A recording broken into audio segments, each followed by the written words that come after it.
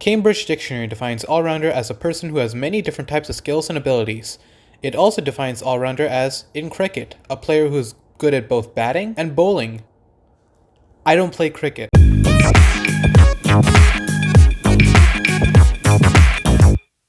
Number 1. It will help you get faster. Cubing requires a whole lot of different skills such as look ahead, efficiency, turning, and algorithm knowledge. The best 3x3 solvers are able to find a balance between all of these things and improve upon them on a daily basis. All-rounding can help with this, because by practicing a wide array of events, you will be able to further develop this wide array of skills. For example, doing simple look-ahead drills on 3x3 is super effective at improving look-ahead, but instead of doing that, you can get the same results by practicing big cubes or even megaminx. Spamming algorithms on 3x3 is a good way to improve TPS, but you can also improve TPS by doing sprint events, such as 2x2 or paraminx. Doing this could even net better results. Solving a 6x6 will test your look ahead better than solving a 3x3, just because there's so many more parts. Sprinting through a 2x2 solve will test your TPS better than solving a 3x3, because you can and have to turn 2x2s much faster. It's no coincidence that some of the best cubers out there are all-rounders. Number 2. You have more chances to win competitions and get good results. I was an N/N main for a long time. In fact, I clowned on the concept of practicing side events. Couldn't be me, I was all in on 3x3 and big cubes. But my first podium was with square one. My first win was with clock. Because I became an all-rounder, I had more chances each competition to get good results, improve my rankings, and win competitions. As a result, all-rounding makes the competition experience far more exciting and fun. If you didn't do well in 3x3, at least you did well in paraminx. If you didn't do well in paraminx, at least you did well in one-handed, and so on and so forth. Number 3, there's always more to learn. A lot of people say that learning algorithms and stuff is the hardest part of cubing, but I think it's actually one of the best. It keeps things fresh and it stops the sport from getting repetitive. When I was just spamming big cubes, I found that there really wasn't anything more to learn. Sure, there's the efficiency and F12 look-ahead tricks, but learning those things wasn't straightforward, and it came with practice and slow solves and just repeating the same old again and again. But then I started learning the side events, and man was that fun. L4E is so easy to learn, but so cool. Square one is mostly intuitive algorithms for cube shape and even OBL. There's always so much more to learn, so many techniques to explore, it's like an entire new world.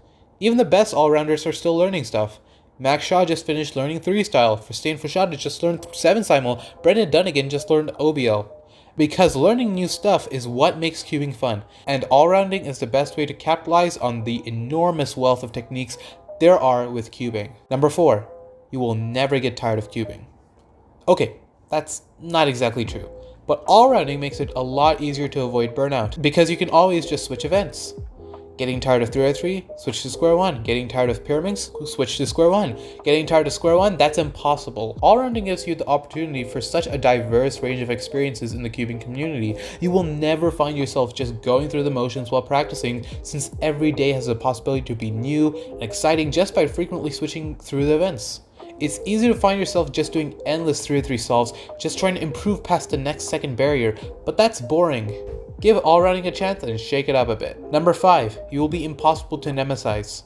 In cubing, a nemesis is basically someone who, according to their WCA results, is better than you at every single event and every single statistic. So, since Max Park currently has the most world records out there, surely he should nemesize the most people, right? 113,348 people. Pretty good. Let's see about another world record holder. Maybe Stanley Chapel. He doesn't have as many world records as Max Park, so it should be Oh, that's a lot. The difference here is that Stanley Chapel is an all-rounder and Max Park only does N/Ns. By just having an official megaminx result, you can remove Max Park from your nemesis. And if you get good official results in all the events, you can become unnemesizable. Nobody will be better than you since you're simply too good at everything.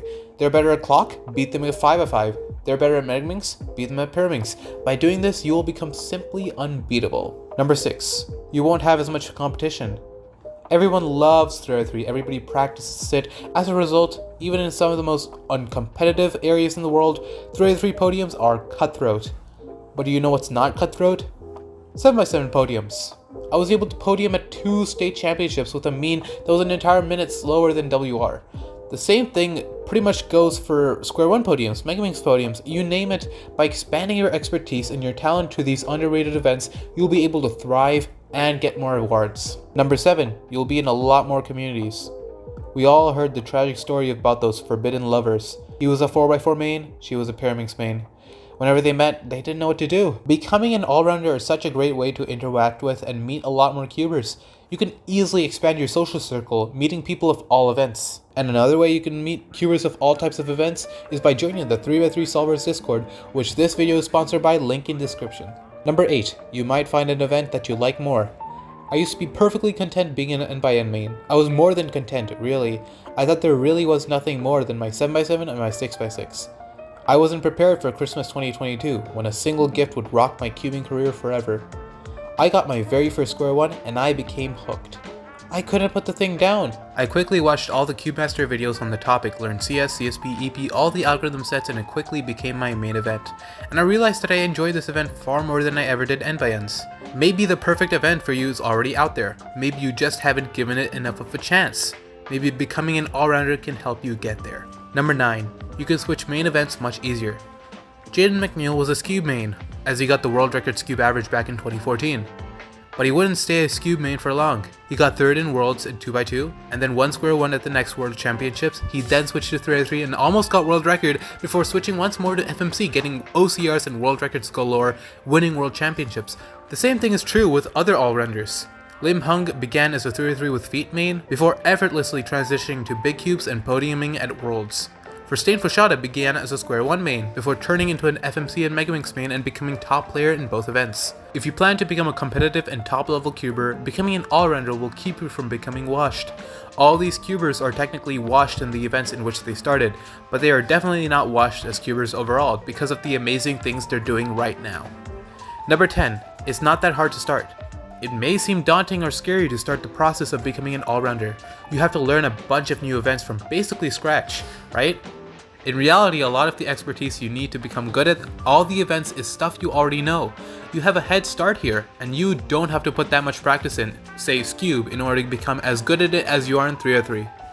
And becoming an all-rounder does not mean that you have to be equally good at every event. You can still prefer some events to other events. For example, Ash Black prefers Scube to Clock, for some reason. In my opinion, all-rounding is the way that we as cubers can take part in everything cubing has to offer and immerse ourselves in the entirety of this incredible hobby. And I believe that the moment you decide you want to become an all-rounder is the moment you become one.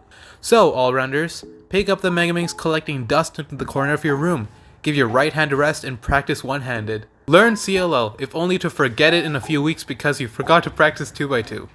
Thanks for watching, happy cubing, and good night. Wait a minute, I have something to say to you, and that something is, thank you. My last video got a heck of a lot of views and praise in the comments, including comments from CubeMaster, who pulled a funny and keyed in my video, and Brendan Dunnigan, who was actually one of the subjects of my video.